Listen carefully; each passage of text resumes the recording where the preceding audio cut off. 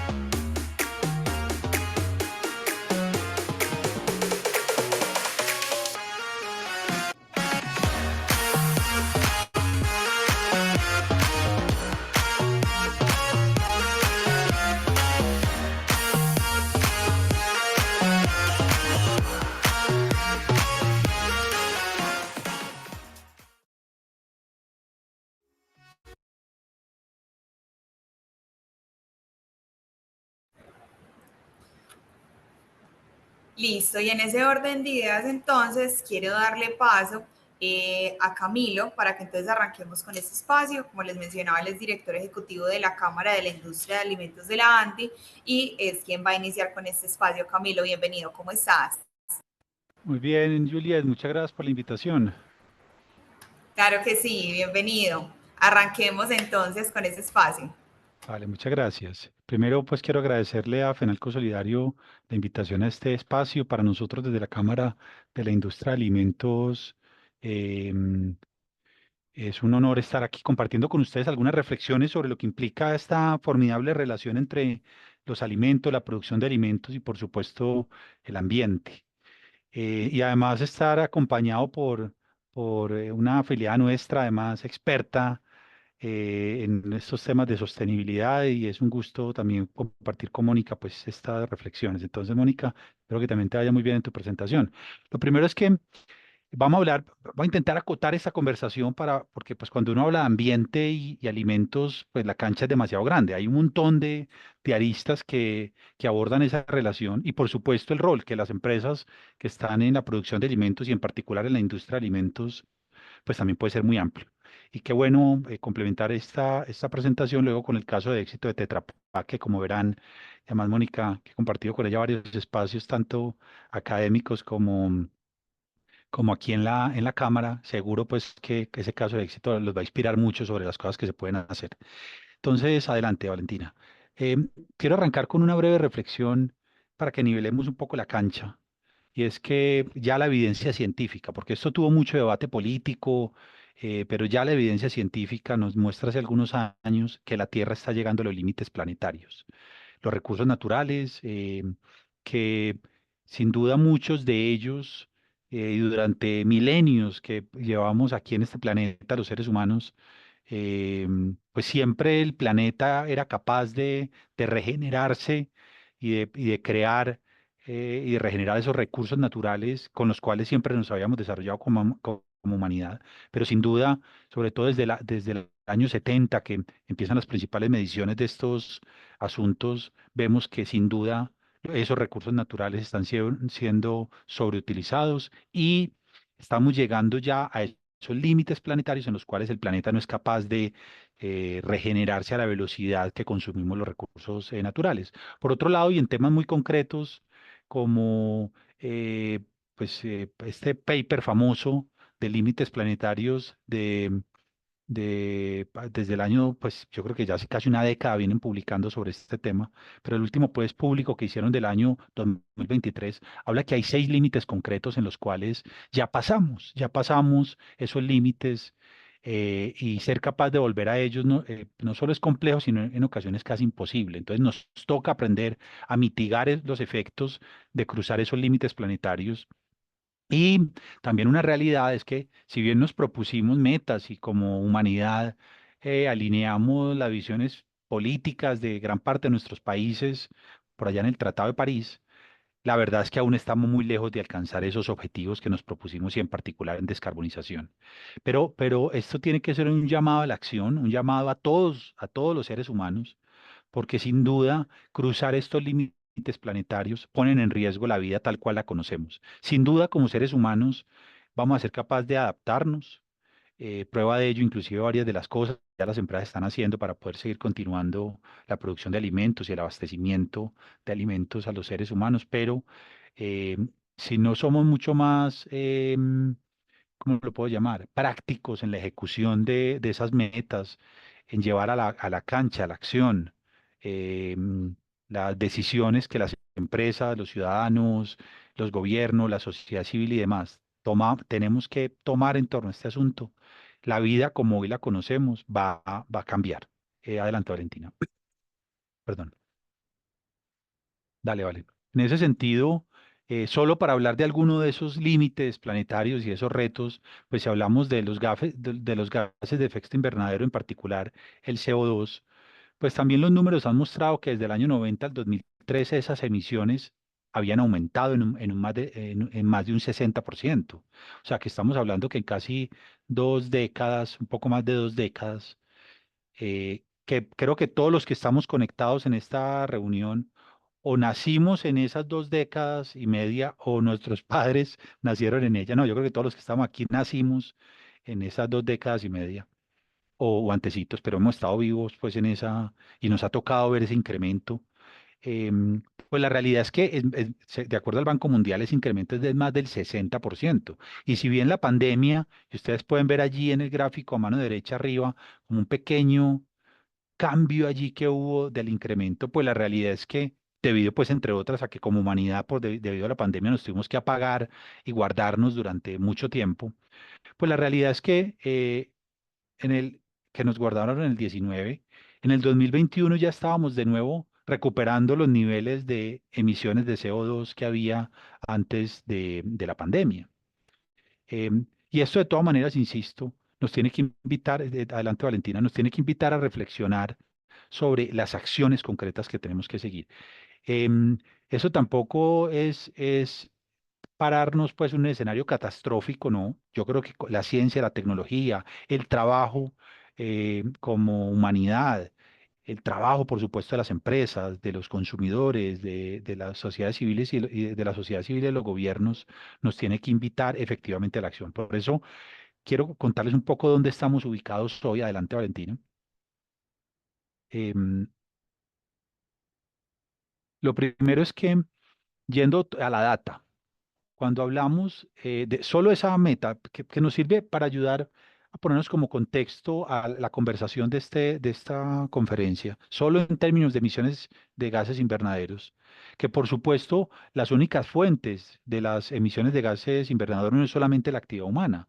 Los volcanes producen CO2, los océanos producen CO2, por supuesto, la actividad humana también, la alimentación de los seres humanos también. Y, y- y eso es importante que lo tengamos en cuenta porque tenemos que ser capaces de, ya no solo en un escenario de mitigación, sino de adaptación en esta y en otras metas, ser capaces, insisto, de tomar las respectivas decisiones. ¿Y por qué? Porque miren que solo para efectos de lo que técnicamente se denominan AFOLU, que es toda la producción agrícola, que a su vez crea las materias primas para, por ejemplo, la industria de alimentos, pero en Afolu también está toda la explotación agrícola y pecuaria. Afolu y fósiles, derivados de fósiles, por ejemplo, todo el tema de petróleos, plásticos, de petróleo y demás, representan cerca del 80% de las emisiones históricas que hemos emitido como seres humanos. Y uno dice, pero bueno, no, y yo entiendo, no faltaba más, y además acompaño la discusión, a veces política, a veces técnica, de por qué para Colombia este es un asunto relevante. Cuando uno mira pues la totalidad de emisión de nuestro país frente a las emisiones totales del planeta, pues sí, nosotros respondemos por una cantidad muy poca de las emisiones totales. Eso representa, dependiendo de la estructura de medición, los escenarios donde mayor emisión tiene Colombia, llega solo al 3% de la totalidad de las emisiones del planeta. Sin embargo, sí somos uno de los países que podría llegar a ser más afectado por efectos del cambio climático. Entonces, claro, tenemos que actuar desde la perspectiva de las emisiones que entregamos, pero también tener un llamado a la humanidad, porque vamos a ser uno de los países que tiene mayor incidencia en el cambio climático. Y eso, insisto, no tiene que ser ni mucho menos un llamado a que a un escenario catastrófico, no, nos tiene que en la práctica invitar a la acción. Por supuesto, tenemos que lograr que nuestros políticos eleven nuestra voz como ciudadanos, como sociedad civil, como empresarios, como académicos, como todos los que estamos interesados en este tema, porque sin duda hasta que países como la China, los mismos Estados Unidos, la Unión Europea, la India, Rusia y demás, no tomen con seriedad, y me refiero a seriedad no es solo las declaraciones políticas, me refiero a las acciones. Este asunto, pues seguiremos todavía desbordados en los límites planetarios de los que les hablábamos ahora. Adelante, Valentina.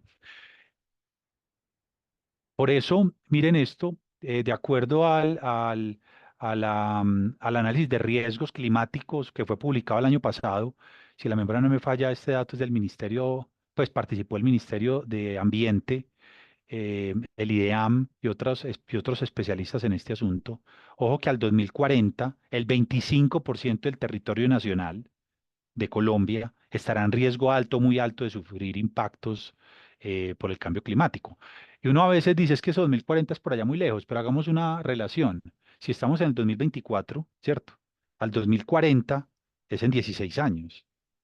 Pues, es decir, imagínense lo que ha pasado del 2024 menos 16, eso es 2008. Del 2008 a la fecha, pues es que el 2008 fue hace nada, pues para muchos de nosotros fue hace nada, fue hace poco. Solo ubíquense donde estaban ustedes en el 2008 y lo que ha pasado del 2008 a la fecha, pues resulta que de hoy al 2040 va a pasar ese mismo lapso de tiempo. Y nos tenemos que poner las pilas y de ahí la importancia de la adaptación, más que la mitigación, la adaptación, porque el 25%, es decir, 119 municipios de Colombia, van a estar en riesgo alto y muy alto por los fuertes impactos del cambio climático. Colombia ocupa el puesto 33 de 180 países por efectos del riesgo climático. Insisto, depende siempre de la fuente que uno vaya, pero esta que es la más amplia en número de países, cerca de 180 países mide esta Global Climate Risk Index. Colombia ocupa el puesto 33 entre 180. Adelante, Valentino. Em, y sin duda, y esto pues yo sé que ha generado debate, no faltaba más, pero es importante que tengamos muy en cuenta que en Colombia la principal fuente de emisiones proviene de lo que se denomina FOLU, agricultura, silvicultura y otros usos de la tierra. Claro, no solo por la producción de alimentos, por eso la importancia, entre otras, de la lucha contra la deforestación en Colombia, porque a la deforestación resta en doble vía a esas capacidades y habilidades para la mitigación, porque por un lado tumba el bosque, que es gran receptor del CO2 y que lo convierte en oxígeno.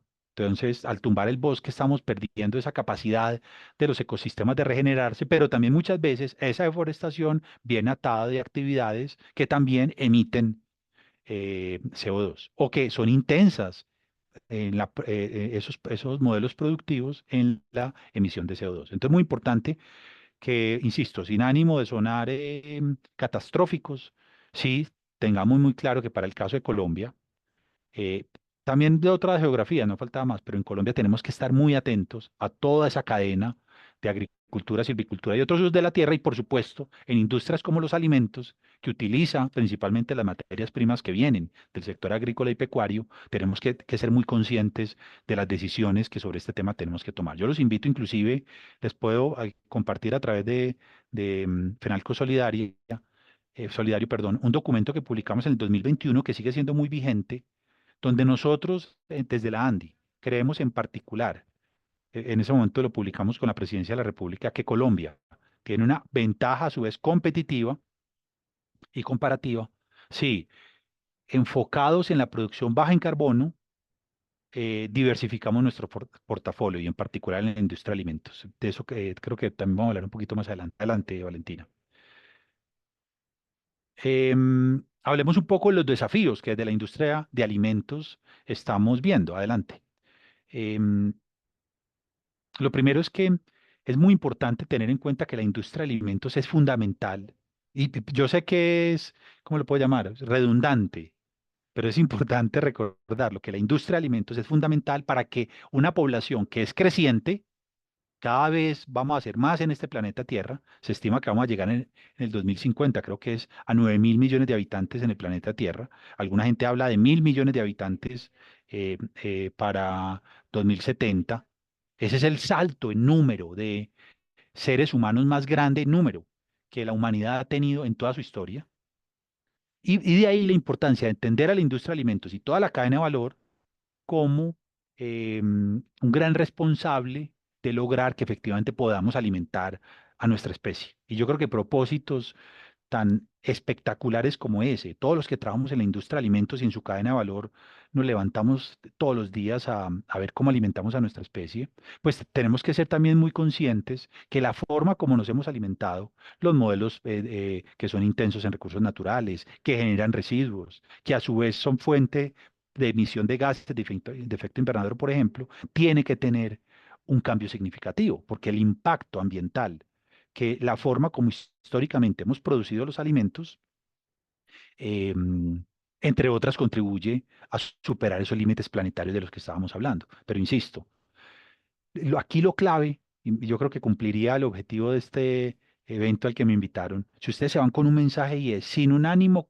de ser muy fundamentalistas ni ser catastróficos, sino que se vayan con un mensaje claro de ir a la acción, a todo actuar. Adelante, Valentina.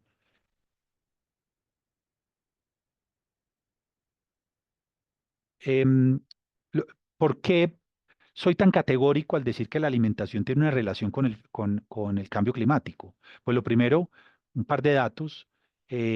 Una tercera parte, es decir, cerca del 33%, una tercera parte, perdón, de todas las emisiones de gases de efecto invernadero causadas por los seres humanos, obviamente esto no incluye pues los océanos, no incluye los volcanes, sino las emisiones causadas por los seres humanos, está relacionada con la producción de alimentos. En el 2019, el 22% de esas emisiones, en particular, provienen de agricultura, silvicultura y otros usos de la tierra. ¿Dónde está la diferencia? Pues también en actividades industriales, en actividades de transporte de esos alimentos, en efectos de comercialización de esos alimentos, inclusive en la forma como disfrutamos los alimentos como seres humanos. Entonces, a todos nos compete acciones en esto. Para que tengan un orden de magnitud, cuando se hacen esos análisis de ciclo de vida de producto y se transfieren a ciclo de vida en emisiones de gases de efecto invernadero, cerca de 18.000 millones de toneladas de dióxido de carbono provienen, pues, sí, 18.000 millones de toneladas de dióxido de carbono están en toda esa cadena de valor de la que les hablaba ahora. Sí, alguien me dice y con razón, no faltaba más que la industria contribuye solamente al 4%, pues la industria me refiero al lado industrial, de la industria de alimentos, solamente contribuye al 4%, listo. Pero sin duda, al estar inmersos en esa cadena de valor, sí tenemos la capacidad y además la obligación con nuestra especie, con nuestro planeta, de preguntarnos cómo hacemos para que los modelos sean mucho más eficientes en términos de, por ejemplo, em, emisiones de gases de efecto invernadero, que no es el único efecto ambiental. Lo quise traer para que podamos aterrizar de forma muy pragmática de lo que estamos hablando. Adelante, Valentina. Les quiero dar un orden de magnitud de lo que es esta industria de alimentos en Colombia, que es que sí, uno, y sobre todo quienes vivimos en las ciudades, uno pues se levanta y si tenemos el privilegio y más con lo que están sufriendo los hogares ahora de pues abrir la nevera y tener alimentos allí o en nuestras despensas, recordando que una gran parte de colombianos no accede a la cantidad y calidad de nutrientes requeridos. Sin embargo, es importante que todos aquí recordemos lo que es esta industria de alimentos, que es la que garantiza, entre otras, que esos alimentos estén disponibles en los hogares. Para que tengan un orden de magnitud, esta industria está compuesta por cerca de 45.000 empresas. Esto solo hablando de alimentos sólidos, leche y aceites, no incluye bebidas gaseosas y energizantes, porque esas son las categorías que nosotros vemos en la industria de alimentos, todas salvo que la que les acabo de decir. En Colombia hay cerca de 45.000 industrias. ¿A qué me estoy refiriendo? Industria láctea, industria de chocolatería, industria de confitería, de pastas, de panadería, de harinas, o sea, todo lo que está normalmente en nuestra dieta. Esto no incluye los datos de alimentos frescos. Cuando los alimentos ya son transformados y procesados, es cuando consideramos que entra una industria. Cerca de 45.000 empresas son las industrias que están instaladas en Colombia. Pero ojo, cerca del 95% de ellas son micro y pequeñas. ¿Qué son micro y pequeñas? Es decir, que tienen menos de 50 trabajadores. Entonces, el gran reto está en que todas las empresas, no solo las medianas y grandes, que es donde principalmente tenemos conocimiento nosotros en la Cámara de Industria de Alimentos, sino todas las empresas contribuyan en esto. Es un sector que le crea mucho bienestar económico y social al país. También para que tengan un orden de magnitud, cerca de la quinta parte de todos los empleos formales en la industria manufacturera son en la industria de alimentos, más de 442.000 empleos. Y desde Colombia exportamos a cerca de 140 países del mundo alimentos con valor agregado.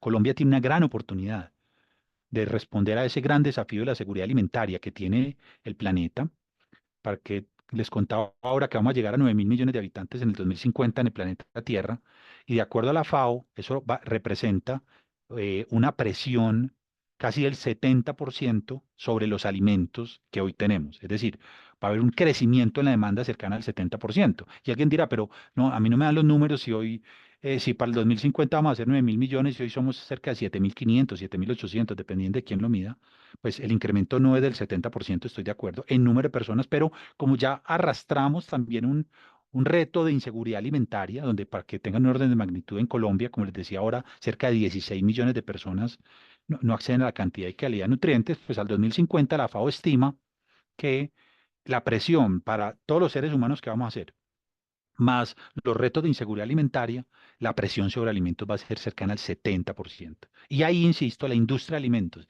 y particularmente la industria de alimentos instalada en Colombia, tiene una gran oportunidad para contribuir a esos retos de inseguridad alimentaria. Pero ojo, no puede ser con los modelos tradicionales de producción.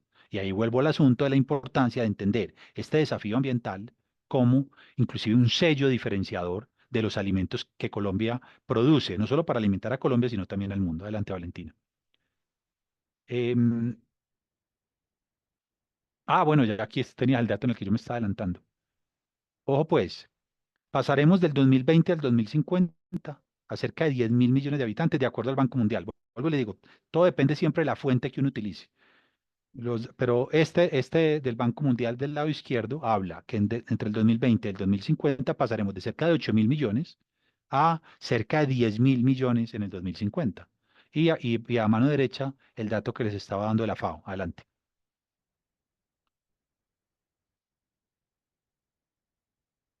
Y ojo, lo siguiente, hay que entender también, al menos así es la aproximación que nosotros le estamos dando desde la Cámara de la Industria de Alimentos de la ANDI con nuestros afiliados, es que hay que entender ese proceso de alimentar a los hogares como una cadena, como una gran cadena de valor, que arranca en la producción, lo que ven arriba, en la franja de arriba, es la producción de las materias primas en sus etapas agrícolas o pecuarias, con todo lo que implica los cultivos, la cría y el levante, todo lo que pasa en el campo, por decirlo de alguna forma. Eso es muy importante, porque ahí, como lo vimos ahora, está para efectos solo de gases de efecto invernadero, para no hablar de presión, por ejemplo, hídrica, que vamos a hablar un poquito de eso y otras cosas más adelante. Ahí la industria de alimentos tiene que preguntarse, como cada vez se lo preguntan más los consumidores, de dónde vienen esas materias primas y para dónde van esos alimentos. Y por supuesto, esa cadena de valor se complementa con elementos como la conceptualización de los alimentos y de ahí las industrias en los procesos de diseño del alimento tienen que preguntarse, oiga, ¿de dónde vienen las materias primas que yo voy a utilizar? ¿Cuál es, por ejemplo, la huella, tanto hídrica como la huella en general de recursos que utilizan los alimentos? Y eso es un llamado directo que hacemos desde la Cámara a los ingenieros de alimentos, por ejemplo, a quienes diseñan los alimentos para las plantas de producción, para la producción de las industrias, para que se pregunten, así como es tan importante los asuntos nutricionales, y cada vez más, así como es tan importante los asuntos sensoriales, la palatabilidad del alimento, hay que preguntarse los asuntos ambientales. ¿Cuál es el tipo de envase y empaque que se utiliza para la protección de esos alimentos? Durante muchas décadas, no sé si Mónica les va a hablar de este asunto en particular, pero durante muchas décadas, quienes estábamos en la industria de alimentos, el empaque, los principales drivers eran dos: inocuidad, ¿cierto? O sea, que el empaque sea una barrera para que el alimento no se contamine y sea inocuo para que uno se lo pueda comer y cumpla sus características y alargar la vida útil. Eran los dos principales drivers. Ahora aparece uno nuevo y es todo ese impacto que el envase y empaque tiene en el ambiente. Esa ecuación es muy importante para los diseñadores del alimento, porque cada vez, insisto, es más importante para los consumidores. Y de ahí la importancia de esa etapa de conceptualización. Por supuesto, en los procesos de transformación tenemos mucho por hacer. La conexión para el abastecimiento de esas materias primas agrícolas o pecuarias, pero también las materias primas industriales, como los envases y empaques, como los aditivos alimentarios, como, bueno, un montón de insumos que tienen que estar presentes para poder abastecer esas plantas de producción, y me refiero en la etapa, en el proceso de transformación. Ahí hay una total relación con el tema ambiental. Por supuesto, ya el procesamiento al interior de las plantas de producción, las plantas de producción también son, de la industria de alimentos, son grandes demandantes de recursos naturales. El solo proceso o las actividades de inocuidad, que en el caso de Colombia exige el INVIMA, de limpieza de plantas y todo pues de plantas de producción, eso requiere un uso intenso de recursos naturales. Y de ahí la conversación acerca de circularidad de agua es muy importante, de, de lavados en seco, por ejemplo, del uso de insumos que son generalmente de orden químico para la limpieza de las plantas. También, como les contaba ahora, del uso de los envases y empaques. Y por supuesto, siempre tener una sintonía muy importante entre lo que se diseña en la conceptualización del alimento desde su perspectiva ambiental con em, la vigilancia, la validación, nos gusta a nosotros llamarlo de esa forma, que hacen las empresas antes de que los alimentos salgan de sus plantas de producción para ver si efectivamente esa promesa de valor se está cumpliendo. Por supuesto, todo lo que implica la comercialización con el mercadeo, la distribución, la venta, el mismo rescate de los alimentos. Cuando hablamos de distribución, ahí hay también el uso intenso de recursos naturales. Algunos son renovables, otros no. De ahí la pregunta que en logística las empresas cada vez se hacen con mayor nivel estratégico de cómo hacemos para que la distribución sea más eficiente, pero también tenga un menor impacto ambiental. Es formidable ver ya decenas de casos de empresas afiliadas a la Cámara de la Industria de Alimentos que se están preguntando cómo sustituir, cuando es posible, obviamente, vehículos de, mm, que usan los combustibles del petróleo como su principal fuente, aquellos que utilizan o mezclas con biocombustibles o inclusive ya hay un par de empresas que tienen vehículos totalmente eléctricos para la distribución y el abastecimiento. Y un tema que aparece cada vez más sensible en la literatura, también puedo compartir con ustedes si quieren algunos documentos que hemos identificado sobre el tema, y es el rescate de los alimentos. Porque una cosa que es muy dolorosa es que como humanidad, la tercera parte de todos los alimentos que producimos se pierden. En Colombia, cerca de 9,6 millones de toneladas de alimentos se pierden. 9,6 millones de toneladas. Eso es el equivalente, para que ustedes tengan un orden de magnitud, alimentar 12 veces a La Guajira, 8 veces al Chocó. Es alimentar a Bogotá sin producir un kilo más de alimento al año. Y mientras tanto, niños, familias, hogares muriéndose de hambre. Entonces, por eso la importancia del trabajo en el rescate del alimento. En eso también es formidable ver a las empresas cada vez más comprometidas con el tema. Nosotros en particular en la Cámara de la Industria de Alimentos, y los invitaría a todos los que están en este evento a que se acerquen a los bancos de alimentos que hay en el país. Con gusto los podemos conectar, en particular aquellos que hacen parte de la red de Abaco, la red de bancos de alimentos del país. Trabajamos muy de la mano para incrementar las prácticas empresariales, para incrementar las prácticas en términos por ejemplo, la gestión de esas donaciones, para garantizar que le lleguen a los hogares más necesitados. Estamos a puertas que sea sancionada, esperamos que esta semana, la próxima, una nueva ley que fue aprobada en la legislatura anterior que anima la donación de alimentos a través de beneficios tributarios, por ejemplo, donde le da inclusive un mayor valor contable y financiero, tributariamente hablando, cuando la empresa decide donar el alimento. Quien quiera aprender del tema, también con gusto los podemos orientar. Y por supuesto, tenemos que trabajar muy importante en otros dos procesos: los del disfrute del alimento, y esto implica un trabajo muy cercano con los consumidores, las industrias de alimentos y todos los que estamos en esta cadena de valor que ustedes están viendo ahí, tenemos que trabajar con el consumidor para que aprenda a preparar mejor los alimentos. Em, los hogares también son grandes usuarios intensos de recursos naturales. Solo imagínense que esto que parece inclusive ilógico a esta altura del paseo, que la gente pone a descongelar la comida abriendo el grifo y poniendo a circular el agua encima del pedazo de carne o de proteína congelada, imagínense. El desperdicio de recursos naturales que implica eso. Las técnicas de cocción, por ejemplo. Mejorar las técnicas de cocción para que en los hogares, principalmente los urbanizados, que tienen acceso a gas, a energía, haya mejores técnicas de preparación. Por supuesto, en lo rural todavía tenemos muchos desafíos. Una parte muy importante de los hogares en Colombia, rurales, siguen cocinando con leña, que implica cuando esa leña no proviene, o pues cuando proviene no sé, del desgaste natural del bosque, entendible, pero que todavía en alguna región del país se esté tumbando bosque para leña y además bosque nativo, eso sí que es súper doloroso. Entonces ahí tenemos que trabajar muy fuerte de la mano de la preparación, muy de la mano también de los restaurantes, de los casinos, de los supermercados y por supuesto el reciclaje, ahí en esa etapa de disfrute. Miren, el problema no es del cartón, el problema no es del plástico, el problema no es del vidrio, el problema no es del metal como material. El problema es que todos los que estamos involucrados en esto tenemos que ser capaces de incorporarlo en procesos de economía circular, de reciclaje, de separación en la fuente, de todo lo que eso implica. Pero eso tiene que ir muy de la mano del trabajo con los hogares. Y por supuesto, la vigilancia por parte del Estado, que es ese último proceso.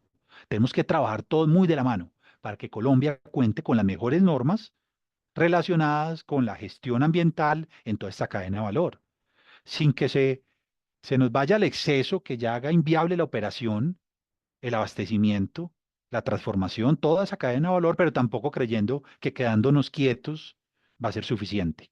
Y miren que esa cadena de valor la pintamos, sobre todo la parte coloreada, en un proceso que es circular, porque cada vez está más conectado. Cada vez lo que se diseña tiene más impacto en lo que se vende, lo que se procesa tiene más impacto en lo que se le comunica al consumidor. O sea, son procesos que están totalmente relacionados con unos con otros. Y de ahí la importancia que todos los que estemos en esta cadena de valor, tanto los que trabajamos en la industria de alimentos en sus diferentes áreas, como los que estamos en la cadena, podamos tener muy en cuenta que cada una de esas etapas tiene incidencia de la perspectiva no solo comercial y demás, sino desde la perspectiva ambiental en otros eslabones y cada vez están más relacionados. Adelante, Valentina. Una vez detallada pues esta cadena de valor, quiero de todas maneras hablar un poco sobre lo que estamos proponiendo desde la industria de alimentos y en particular desde la Cámara de la Industria de Alimentos de la ANDI. Adelante, Valentina. En nuestra propuesta básicamente es un llamado a la acción común, a un propósito común. Colombia tiene una gran oportunidad de abastecer no solo a Colombia, sino también al mundo, pero eso implica que partamos de entender muy bien al consumidor de hoy. O sea, esto no es solo por allá desde el principio en las etapas agrícolas y pecuarias. Desde nuestra perspectiva, nuestra propuesta es que partamos de entender al consumidor de hoy. Porque si bien está teniendo retos muy importantes en términos económicos este año, los números no son buenos. Los números de la capacidad que tienen los hogares para consumir alimentos son bien complejos, pero tenemos que entender a profundidad a ese consumidor. Adelante, Valentina. Y eso va muy de la mano de algunos datos que preparamos con Valentina para ustedes. Miren esto. De acuerdo al, de acuerdo a un documento inclusive reciente publicado por Kantar, Navegando el futuro en América Latina, tendencias de consumo y estrategias para el 2024.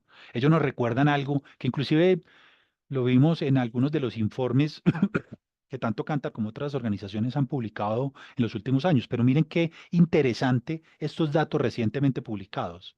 La sostenibilidad y la salud son preocupaciones claves, donde el más del 50% de la población está comprometida con el medio ambiente. O sea, esto dejó de ser, y permítanme este comentario que puede sonar un poco duro. Esto no es un tema de ambientalistas por allá, de ingenieros ambientales, no solo de ellos, pues ellos, si ellos han estado comprometidos hace mucho tiempo. Me refiero, esto es cada vez más una preocupación de toda la población.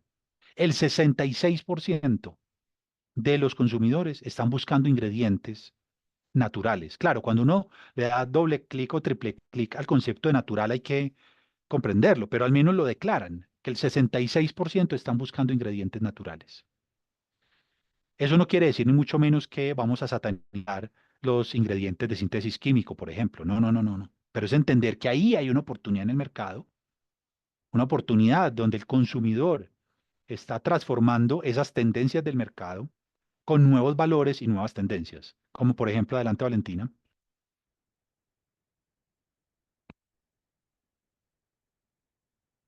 ese consumidor de hoy, al menos así lo declara, este es el informe que les conté que publicamos en el 2021, el consumidor de hoy está dispuesto a pagar un poco más, y entienda en asterisco un poco más por los productos premium.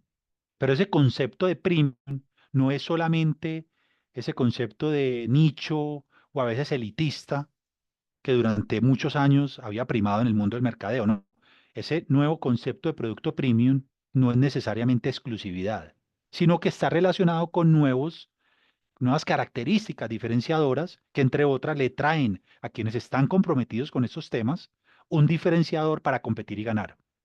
Asuntos como la baja huella de carbono, el trabajo decente y la producción responsable en materia de derechos humanos, las dietas balanceadas y los mejores perfiles nutricionales, los nuevos formatos y los nuevos rituales de consumo. Eh, Muy interesante, por ejemplo, nosotros desde la Cámara de Industria de Alimentos de la ANDI tenemos un trabajo que hacemos con Radar, que es esta firma que estudia al consumidor colombiano y latinoamericano. Y cada vez vemos que hay más rituales de consumo. Es decir, dicho de otra forma, hay más frecuencia. Este tema de los 3 golpes al día, Mónica, ya no son solo 3 golpes al día, son varios golpes al día. Son hasta 7 golpes al día, imagínense esa locura. Pero también hay unos rituales de consumo y de preparación los alimentos son mucho más que los nutrientes que entran por la boca. Es un tema cultural, es un tema económico.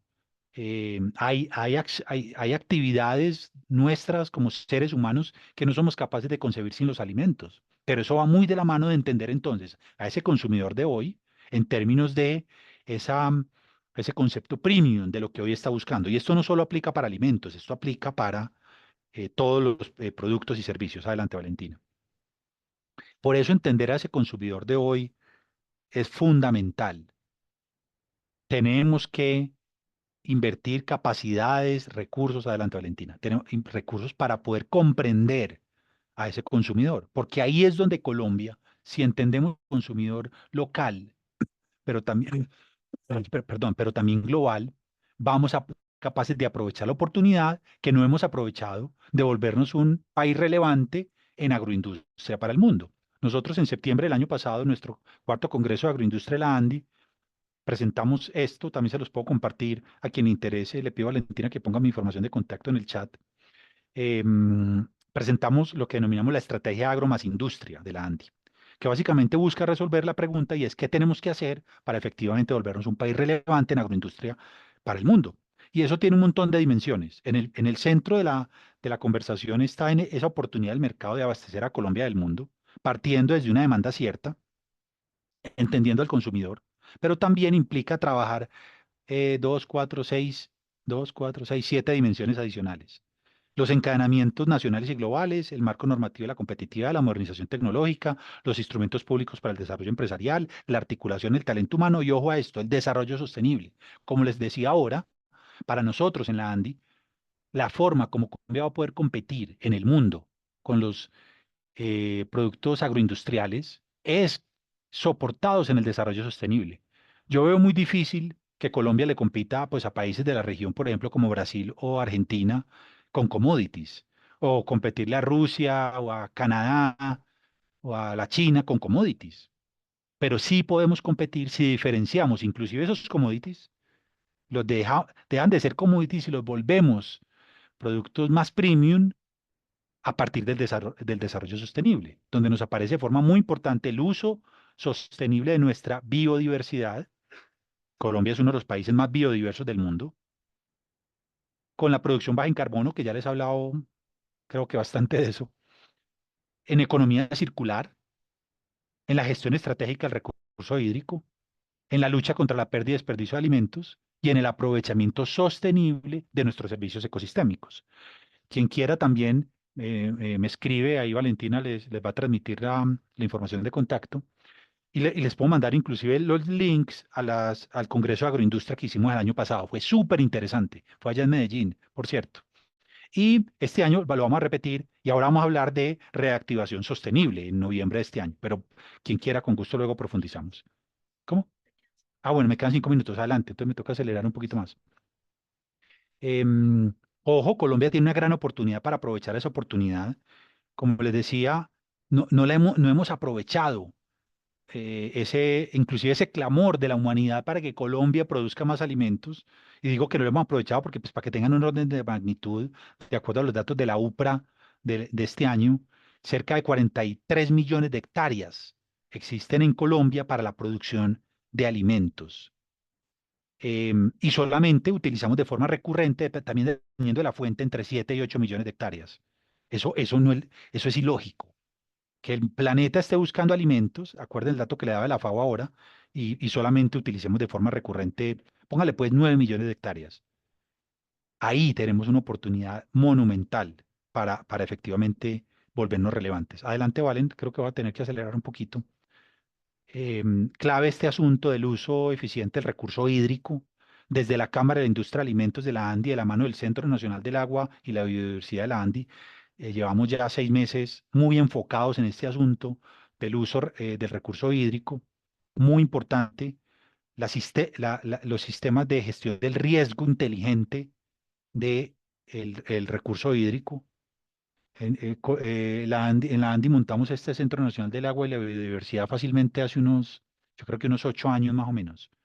Y veníamos hablando de este tema y la importancia para el país. Y miren que estuvimos a días de quedarnos sin agua en Colombia.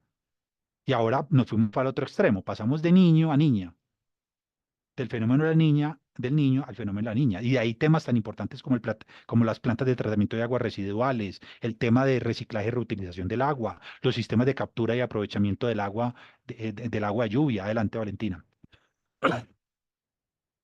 Esto no alcanzo a detallárselos, pero hicimos recientemente un análisis con un grupo importante de nuestros afiliados a la Cámara sobre cuáles son los riesgos y cómo lo están adaptando. Miren un par de datos. El 90% de los que participaron en esa muestra ya sienten restricciones de acceso al agua. 60% de ellos ven riesgos de sequía en sus horizontes. De ahí la importancia del uso de las tecnologías e innovaciones para mitigar esos efectos. El 50% ya están utilizando innovación y tecnología para reutilización de aguas residuales, el 50% para recirculación y el 30% para reuso. El 70% está viendo que las actividades más vulnerables en toda su cadena de valor está relacionada con la producción de los alimentos. Imagínense esa locura, desde la perspectiva del riesgo hídrico. Y entonces nos toca a todos, y me refiero a quienes estamos en la industria de alimentos, a tener esas conversaciones que son difíciles con las autoridades, con los acueductos, bueno, con todo el mundo, para efectos de poder garantizar ese abastecimiento. Por efectos de tiempo no alcanzo a hablarles más en detalle del riesgo hídrico, pero con gusto en las memorias pueden ver un poco el tema y si quieren profundizar lo vemos un poco más. Solo les dejaría el mensaje que en el tema del riesgo hídrico, antes de ver eficiencia energética, queremos actuar de forma colectiva.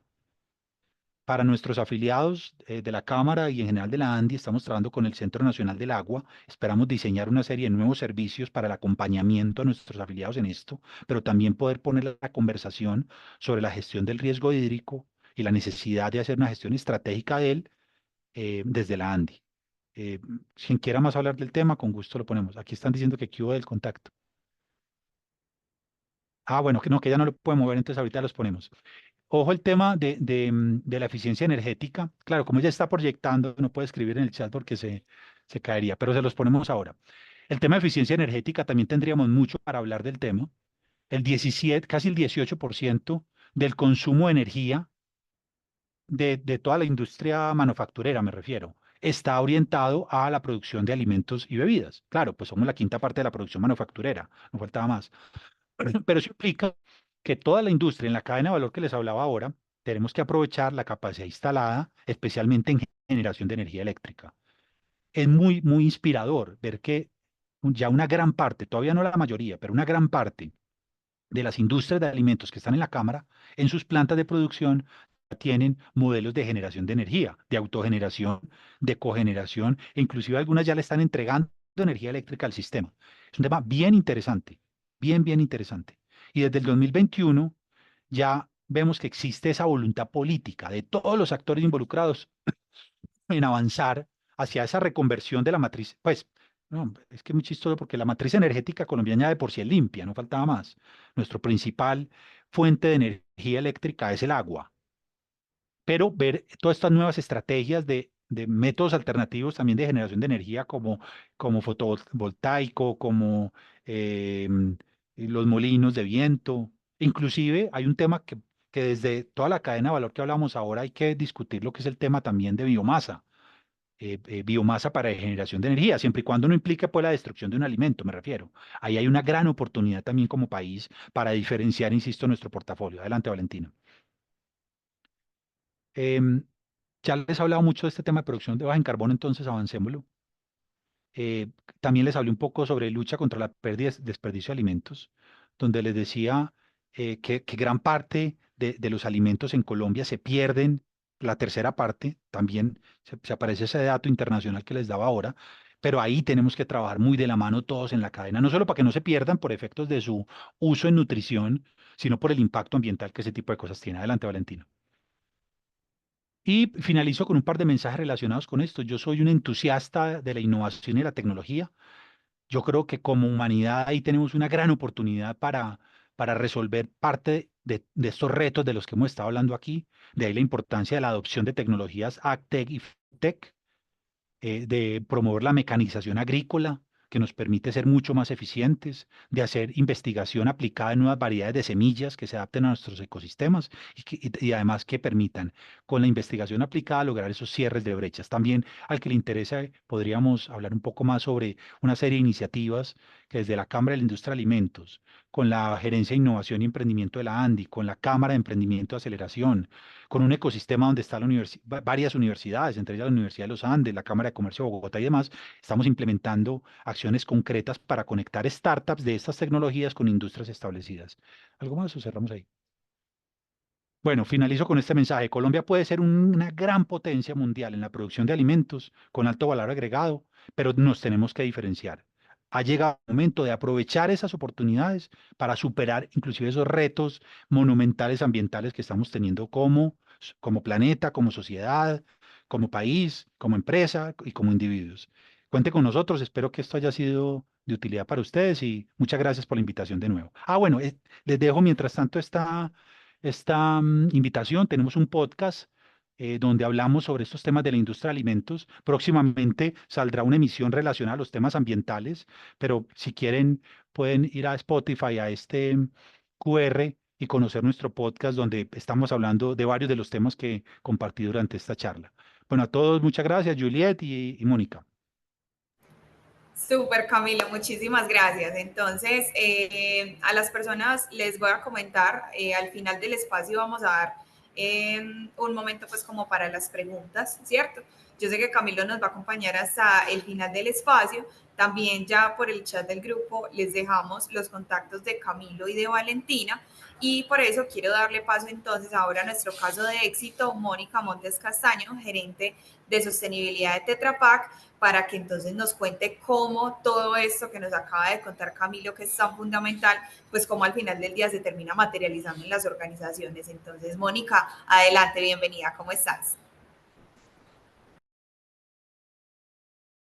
Hola, muy buenos días a todos. Muchísimas gracias a FENALCO por la invitación. Camilo, siempre es un gusto compartir estos espacios contigo y sobre todo escucharte y también extenderles la invitación a que no solamente recurran a Camilo para hacerles todas las preguntas, sino también acercarse a la Cámara, a la industria de alimentos de la ANDI. La verdad es que trabajar de manera colectiva es la mejor alternativa para llegar mucho más rápido, también de una manera mucho más contundente a solucionar todos estos retos que tenemos.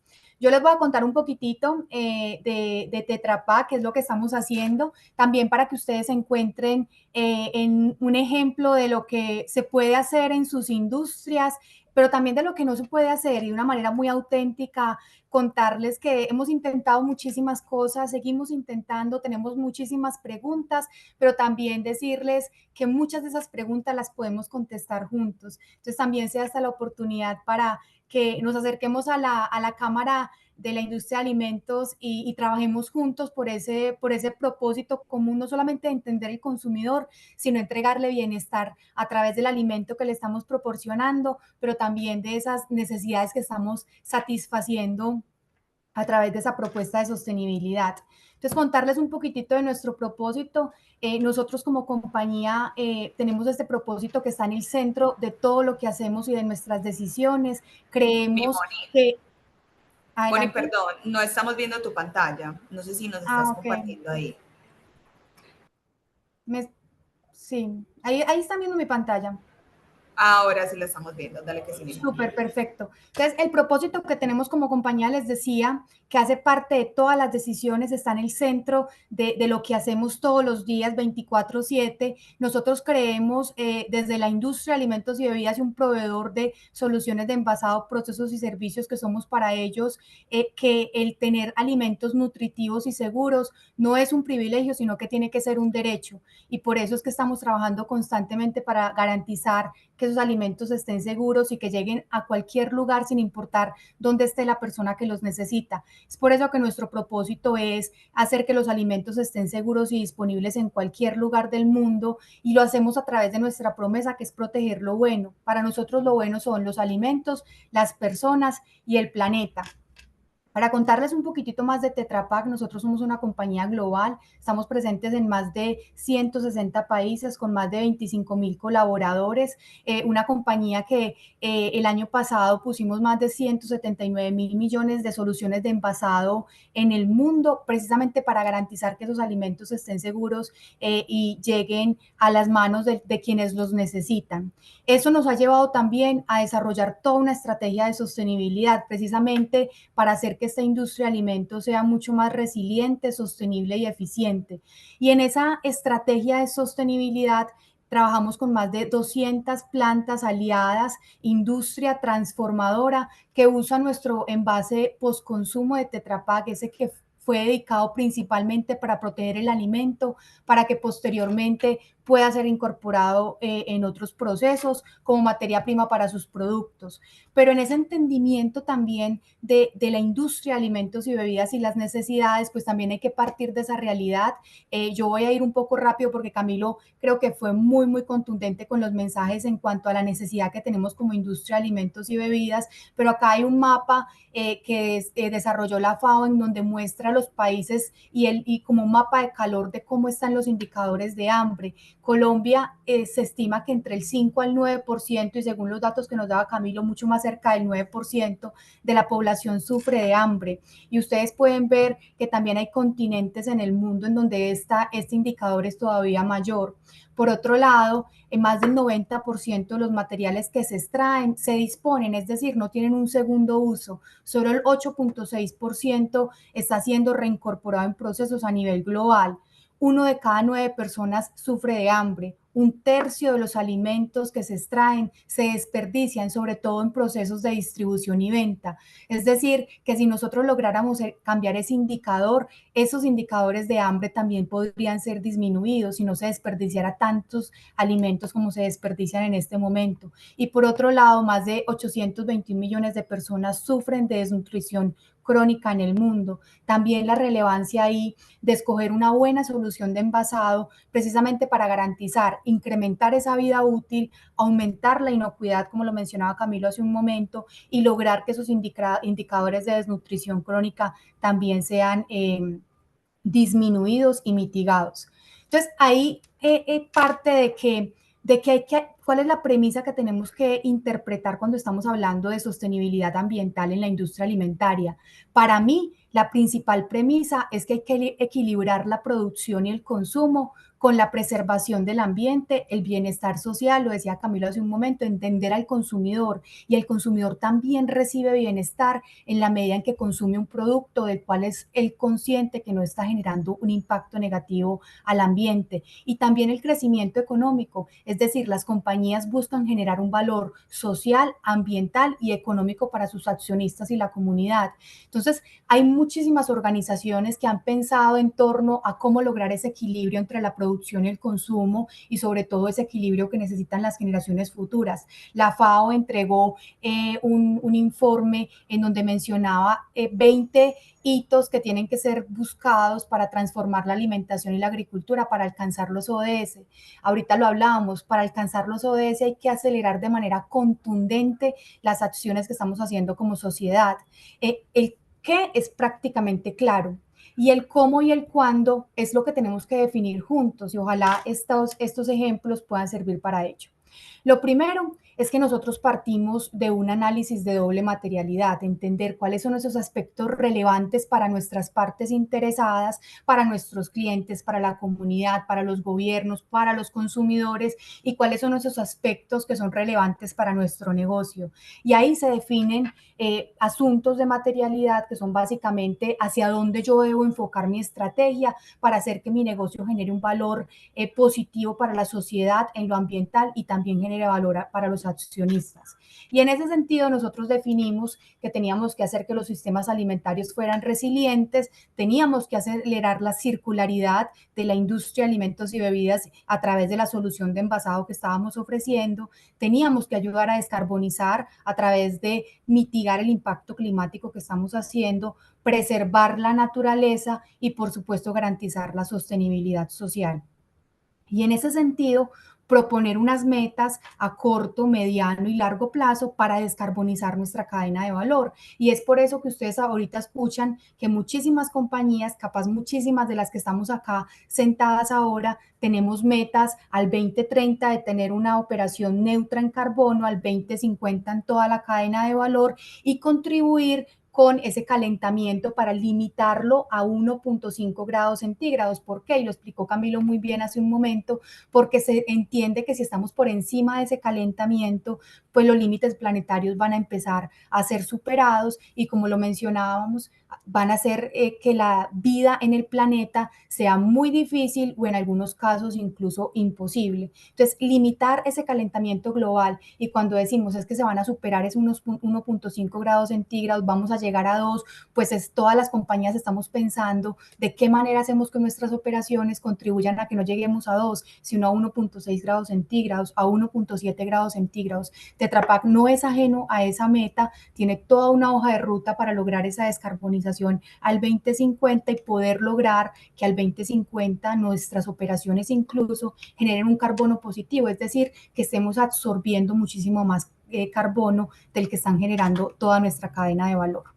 Y eso parte de un entendimiento de todo, un análisis de ciclo de vida de toda nuestra cadena de valor. Esto es un ejemplo con el cual me gustaría que ustedes se fueran hoy. Hay que partir de una mirada holística. Nosotros no somos uno en nuestra cadena de valor, somos un ecosistema que estamos interactuando constantemente con otros actores, con nuestros proveedores, con nuestros clientes, con los consumidores de nuestros clientes, con nuestros consumidores, con una comunidad que está alrededor de nuestras operaciones, y hay que entender de manera holística el impacto que estamos generando en cada uno de esos eslabones. Tetra Pak lo entendió, hizo un análisis de ciclo de vida y entendió que el 31% de los gases de efecto invernadero que está generando están siendo generadas por las materias primas que estamos consumiendo, el 6% por el transporte, un 1% por nuestras operaciones propias de fabricación de material de envase, el 55% está generado por las operaciones de nuestros clientes y el 7% está generado por los residuos una vez esos envases se convierten en una materia prima para un nuevo producto. Y como lo mencionaba hace un rato Camilo, pues muchas veces no está en el residuo el problema, sino en la forma en que nosotros decidimos gestionar ese residuo. Entonces, ese 7% de impacto en huella de carbono se busca mitigar en la medida en que el envase no sea dispuesto en un relleno sanitario, peor aún en un ecosistema, generando un impacto negativo, sino que se convierta en materia prima para un nuevo producto. Y en ese sentido, bajo ese entendimiento holístico de toda la cadena de valor, entendiendo esos asuntos de materialidad que ya les mostré, que hicimos ese análisis de doble materialidad, esos aspectos que fueron priorizados, pues se definieron unos desafíos, se definieron unas necesidades y se definieron unas acciones para cada uno de ellos. En los sistemas alimentarios, ¿cuál es el principal desafío? Se los decíamos hace un momento: hambre, desnutrición, pérdida y desperdicio de alimentos, y que estamos contribuyendo de manera muy, muy importante al cambio climático. ¿Cuál es esa necesidad? Transformar los sistemas alimentarios para que sean seguros, sean resilientes y sean sostenibles. ¿Y cómo lo estamos haciendo? Entonces, lo primero es que hay que innovar. La innovación es fundamental en esta estrategia. Hay que innovar para que los nutrientes, por ejemplo, como proteínas vegetales, puedan ser incorporadas de una manera mucho más eficiente y sostenible, para que podamos optar por ciclos secundarios, una producción de alimentos a través de ingredientes con alto valor agregado y flujos secundarios. Si antes yo producía un producto y ahora tengo un flujo secundario que antes no era incorporado en un producto, pues ¿cómo lo puedo volver un superalimento? ¿Cómo puedo hacer de ese flujo secundario un alimento con alto valor agregado? Invertir en tecnologías para aumentar la inocuidad, alargar la vida útil de los alimentos sin que eso signifique aumentar la cantidad de conservantes y garantizar que esos alimentos, aún sin una cadena de frío totalmente desarrollada, como ocurre en nuestros países de Latinoamérica, puedan llegar a las manos de los consumidores que los necesitan. Y también eso significa trabajar con organizaciones globales y locales para hacer que sus sistemas de producción sean absolutamente eficientes. Y en ese sentido, ¿qué es lo que estamos haciendo? Nosotros trabajamos con más de 29.300 productores de leche a nivel global. En Colombia tenemos un ejercicio en Cauca muy, muy bonito, en donde trabajamos con productores de leche locales pequeños que se asocian para hacer que sus producciones de leche sean muchísimo más eficientes, para que la producción del litro de leche por hectárea sea aún mucho más eficiente del indicador que traían antes de la intervención. Y ahí trabajamos con la FAO, trabajamos con nuestros clientes, trabajamos con la industria de alimentos, con la Cámara de Alimentos de la ANDI, trabajamos con diferentes actores para precisamente potencializar esa producción de estos productores de leche, hacer que su producción sea más eficiente, sea más sostenible, sea más responsable también con el ambiente en el cual se desarrolla y al final el impacto en generación de huella de carbono sea significativamente menor. Pero ahí no termina el esfuerzo en los sistemas alimentarios. Trabajamos en más de 40 países, 46, 49 países para ser exactos, en programas de desayuno escolar, en donde muchas veces ese programa de desayuno escolar es el único alimento que un niño en edad escolar va a terminar recibiendo durante el día. Trabajamos con más de 64 millones de niños que reciben un alimento nutritivo a través de los programas de desayuno escolar, acompañando a gobiernos, organizaciones no gubernamentales en el despliegue del programa. En cuanto a la circularidad, ya lo mencionábamos, los residuos son el pan de cada día. Vemos residuos en nuestras calles, en las playas, en los mares, vemos residuos incluso afectando la biodiversidad de nuestros países. Hay que avanzar hacia una economía circular. ¿Y cómo lo estamos haciendo? Desarrollando capacidad instalada, investigación y desarrollo. Pues invertido más de 100 millones de euros al año a nivel global para hacer que nuestro envase sea reciclable por diseño, se recicle, sea mucho más eficiente a nivel de geometría, de peso, ocupe menos espacio en un transporte, que al final el espacio sea ocupado por el producto que está protegiendo el envase y no por la solución de envasado, y que eso se traduzca en menos espacio, en menos camiones ocupados, en menos combustible y por ende en menos generación de huella de carbono. También estamos trabajando ahí en desarrollar una cadena de reciclaje para el envase de Tetra Pak. El año pasado y cada año invertimos alrededor de más de 40 millones de euros en desarrollar esa cadena de reciclaje. El país no es una diferencia. Nosotros también estamos trabajando en Colombia para que sea una realidad el reciclaje del envase de Tetra Pak y también aplicar esos principios del diseño circular. Y eso nos ha llevado a que el año pasado logremos reciclar 1.3 millones de toneladas de envases de Tetra Pak en todo el mundo, y que también apliquemos esos principios de circularidad para optar por materias primas mucho más sostenibles que las convencionales. Entonces, por ejemplo, ahorita lo hablaba Camilo, un concepto de la renovabilidad. ¿Y esto qué significa? Es que nosotros podemos tomar materias primas que crecen en cortos periodos de tiempo y que si tú las vuelves a sembrar, vuelven a estar disponibles para su consumo, como por ejemplo forestas o como por ejemplo caña de azúcar, que yo puedo sintetizar polímeros de origen vegetal, eliminando o reemplazando el consumo de polímeros de origen fósil, principalmente de petróleo, que es una fuente finita de recursos y cuyo impacto también en generación de huella de carbono es significativamente menor. Estos principios de circularidad, ¿en qué se traducen? En que yo voy a disminuir la generación de huella de carbono, que es un indicador muy, muy importante, como lo hablábamos hace un momento, para la industria de alimentos y bebidas. Y en el clima, otro aspecto de materialidad que hemos priorizado dentro de nuestra estrategia de sostenibilidad. ¿Cuál es el desafío? Cambio climático. 1/3 de las emisiones globales están asociadas con la industria de alimentos y bebidas, un 8% de las emisiones globales también asociadas con el desperdicio de alimentos. Hay que descarbonizar los sistemas alimentarios para hacerlos mucho más eficientes y sostenibles. ¿Y ahí en qué estamos trabajando? En una alianza constante con nuestros proveedores. Yo se los mencionaba hace un momento. Uno no puede pensar solamente en sus operaciones para descarbonizarse. Uno tiene que pensar de manera holística y ahí hay que entender de qué manera tu proveedor te puede entregar una materia prima con un menor impacto en huella de carbono, pero no solamente ponerle la tarea al proveedor de cómo lo logramos, sino yo cómo acompaño a ese proveedor para que él logre descarbonizar sus operaciones. Y ahí estamos trabajando con nuestros proveedores para lograr que al 2030 logremos descarbonizar 50% del aporte que ellos están haciendo a nuestra cadena de valor en huella de carbono. El año pasado logramos un hito que es una disminución de 20% en los gases de efecto invernadero en toda nuestra cadena de valor y un 47%, perdón, en nuestras operaciones propias. Ese 1% que estamos contribuyendo, logramos disminuirlo un 49%.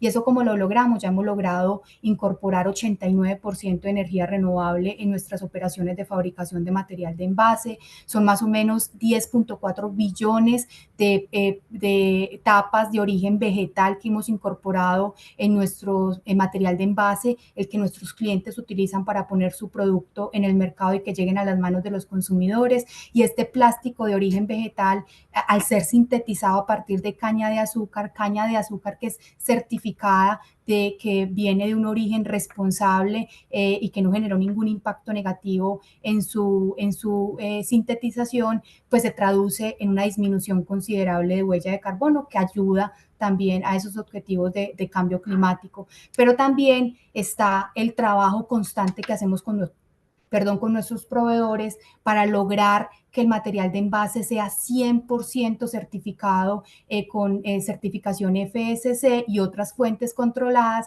que garantiza que cada árbol que se está tomando para fabricar ese material de envase, que es en su mayoría cartón, es un árbol nuevo que es sembrado y es un árbol que no está generando un impacto negativo. En cuanto a naturaleza, por supuesto, siempre va a ser el desafío cómo logramos que los ecosistemas no estén en peligro, cómo hacemos que el cambio climático no altere estos límites planetarios a tal punto de que la biodiversidad se vea en riesgo o que los ecosistemas se degeneren a tal punto que no puedan entregar la cantidad de recursos que las generaciones futuras necesitan.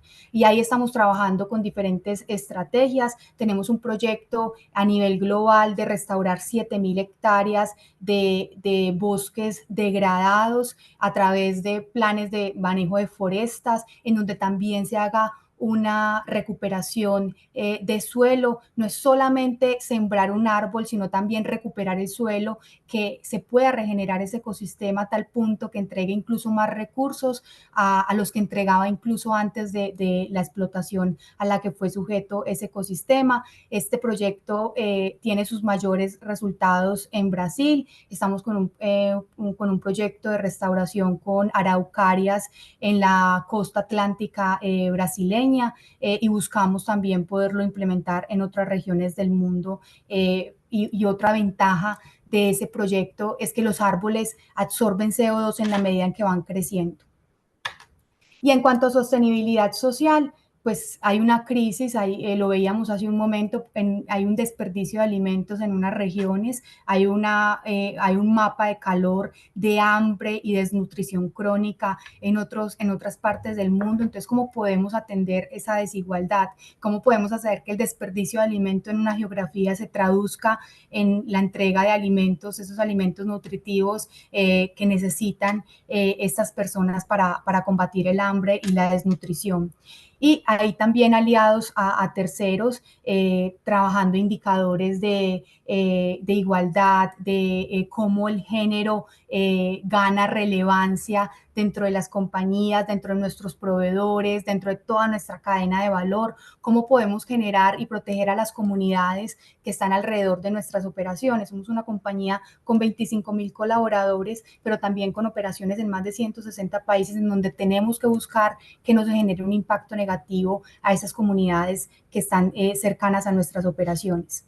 Y acá quiero hacer un poquitito de énfasis en los principios de la economía circular, que es algo que definitivamente creo que a muchísimas compañías que están ahora presentes, sobre todo en Colombia, que es un país muy activo a nivel de regulación y que las compañías estamos viendo responsabilidad extendida, prohibición de plásticos de un solo uso, declaraciones ambientales, y Colombia siempre busca estar como a la vanguardia en temas de regulación, pues de pronto puedan encontrar en esto que hemos logrado pues algunos ejemplos y sobre todo se puedan acercar a nosotros y a la Cámara de la Industria de Alimentos de la ANDI para encontrar esos posibles puntos de sinergia para desarrollarlo en conjunto. Entonces, lo primero es que hay unos principios de la economía circular. El primero es eliminar los residuos y la contaminación. El segundo es circular y mantener las materias primas en su máximo valor como recurso natural. ¿Para qué? Para que yo de esta manera evite la extracción de esas materias primas vírgenes y pueda utilizar estas materias primas recicladas en la misma condición, con la misma competitividad y aportando en calidad. Y finalmente es regenerar la naturaleza, es lo que hablábamos ahorita, a veces no es un principio que es muy incorporado a nuestras estrategias de circularidad, pero es uno, para mí, el más relevante de todos, porque si yo sigo pretendiendo que la naturaleza me entregue la misma cantidad de recursos sin yo hacerle ningún cuidado, sin yo buscar que de alguna manera vuelva a su estado inicial, pues sencillamente ese ecosistema se va a degradar, va a dejar de entregar la misma cantidad de recursos. Y ya lo mencionaba hace un momento Camilo, necesitamos 60% más de recursos al 2050. Si no tenemos naturalezas que han sido regeneradas, cuya capacidad de producción está al tope, sencillamente no vamos a tener recursos suficientes para esas generaciones futuras. Para mí es el más importante de todos los principios de la economía circular.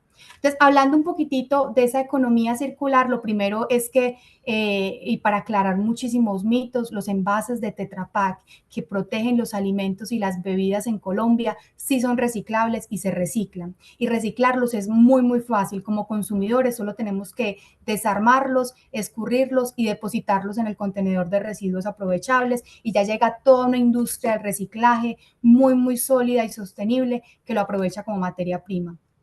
Lo segundo es que una vez ese consumidor tomó la decisión de que lo voy a separar, que eso no es basura, recuerden, el problema no está en el residuo, sino en la manera en que nosotros o cómo decidimos gestionar ese residuo. Entonces, una vez es separado, se recolecta, se recupera, transporta y clasifica en una estación de clasificación por manos de recicladores de oficio, gestores privados de residuos sólidos, empresas que se dedican y que son expertas en la recuperación de estos residuos aprovechables. Luego pasan a una industria, a unas plantas de transformación que encuentran en este material materias primas útiles para sus procesos de producción. Y aquí quiero mencionar a empresas súper importantes en el país que han encontrado en el envase postconsumo de Tetra Pak una materia prima para sus productos. Tenemos a Comolsa, el principal productor de cartones para huevos, que utiliza el envase postconsumo de Tetra Pak como parte de sus materias primas para llegar a entregar este producto a la industria avícola. ProPlanet,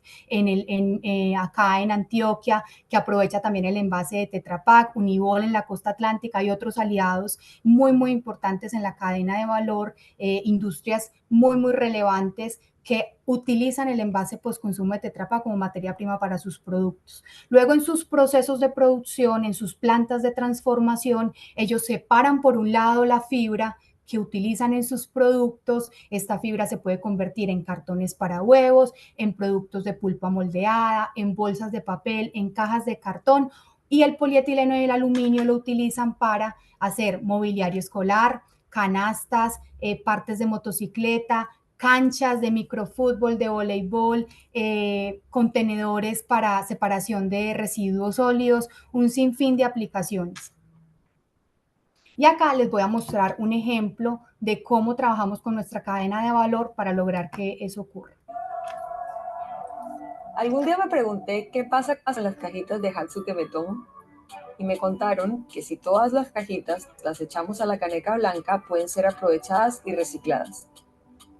Y no solo eso, también pueden ser convertidas en algo con un uso totalmente distinto. Ustedes no se imaginan la felicidad cuando me llamaron para contarme que esas cajitas de Tetra Pak ya estaban listas para llegar a su nuevo destino. Mi querida Sierra Nevada de Santa Marta. Algo que pudo ser desechado terminó convertido en los nuevos pupitres de niñas y niños de la escuela de la comunidad Arhuaca Cutumsama. Sí, le dimos una nueva vida a las cajitas de Hatsu. Ahora tú también puedes aportar.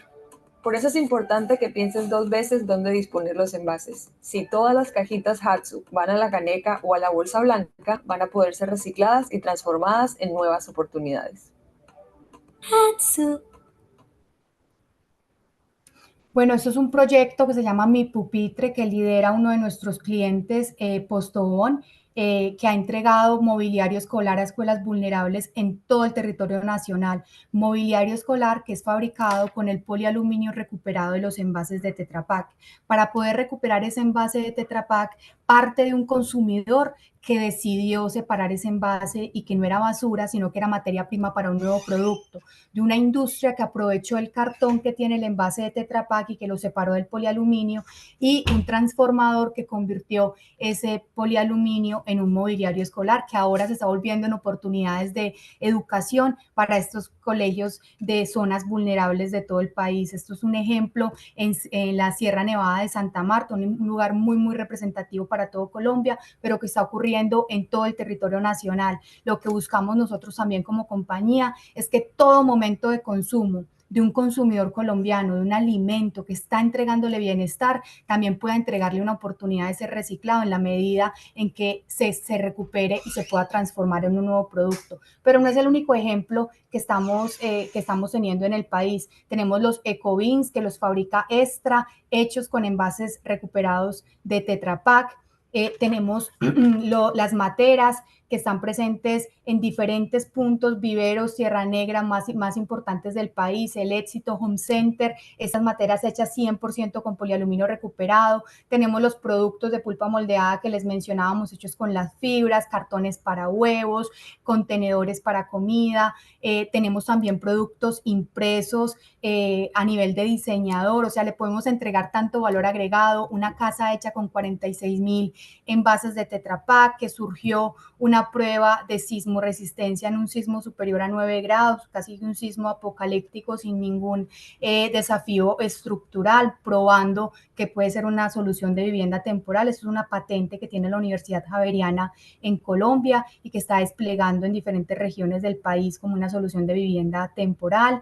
Tenemos también bolsas de papel, como les mencionaba, aprovechando también la coyuntura de prohibición de plásticos de un solo uso. Cada vez ustedes van a ver este tipo de producto en los supermercados y muchos de ellos están optando por bolsas de papel que contienen fibras recuperadas de los envases de Tetra Pak, canastas, bandejas. Esta es una cancha que tenemos en alianza con un importante actor de la industria de alimentos que es Nestlé, con su marca Milo. Ellos tienen un proyecto que se llama Escuela del Reciclaje y a través de Escuela del Reciclaje entregan canchas.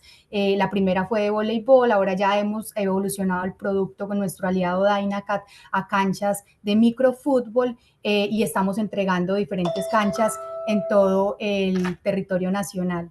Y finalmente, un producto con propósito. Estas son unas gafas que fabrica nuestro aliado Fento, y como lo mencionaba Camilo hace un momento, como no estamos haciendo solo, como el reciclaje es de aliados, estamos en una alianza con ABA, con la Asociación de Bancos de Alimentos, para por cada gafa que se comercializa, se entregan 12 vasos de leche a población vulnerable en un programa que tiene Abaco que se llama Desayuno Saludable.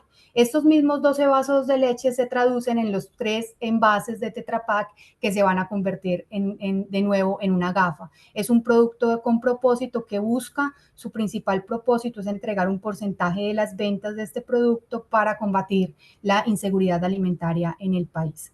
Eso es lo que quería compartirles. De nuevo, también compartirles mi contacto para que por favor se acerquen a nosotros.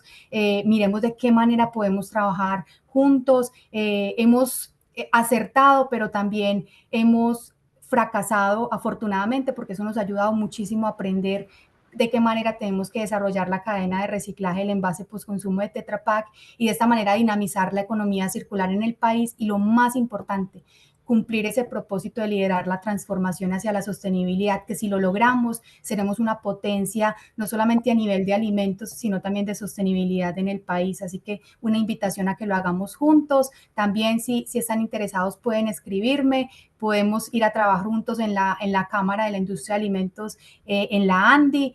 Será un placer para nosotros ir a cumplir este desafío juntos. Muchísimas gracias.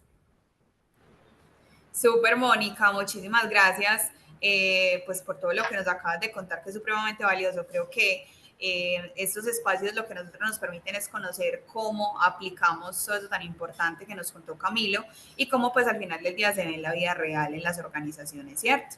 De igual manera, por acá teníamos el chat abierto para preguntas, o si alguien quisiera alzar la mano y hacer alguna intervención, pregunta, comentario, pues por acá estamos disponibles. De igual manera, para nosotros es súper importante poder contar con la presencia de Camilo, de Mónica. No sé si Camilo tenga algo como para cerrar lo que nos comentó Mónica ahorita en el espacio. No, yo estoy atento a las preguntas, Juliet. La presentación de Mónica fue muy interesante, muy inspiradora. Sí, totalmente. Bueno, veo que por acá en el chat pues aún no tenemos preguntitas. De igual manera, si tenemos preguntas, bueno, ya por acá también tenemos el contacto de Camilo en el chat. De igual manera el de Valentina y el de Mónica también, si nos puedes ayudar también dejando tu contacto en el chat para que las personas lo tengan pues como ahí disponible, ¿vale? Nada, invitarlos entonces a que sigan pues como conectados a estos espacios. Para todas las personas que participaron, muchísimas gracias. Tuvimos casi 60 conectados en el espacio el día de hoy. Recuerden que también les vamos a estar compartiendo al correo las memorias del espacio y obviamente pues esta grabación para quienes se lo perdieron, pues también les podamos hacer llegar la información. A Camilo y a Mónica, muchas gracias, de verdad este espacio es supremamente ganador. Hablar de la industria alimentaria es supremamente importante en temas definitivamente de sostenibilidad y pues sabemos que Colombia tiene muchas oportunidades en el proceso. Entonces, Camilo, Moni, muchísimas gracias por acompañarnos en este espacio. Con todo el gusto. Listo, chao, feliz día para todos. Que estén muy bien, hasta luego.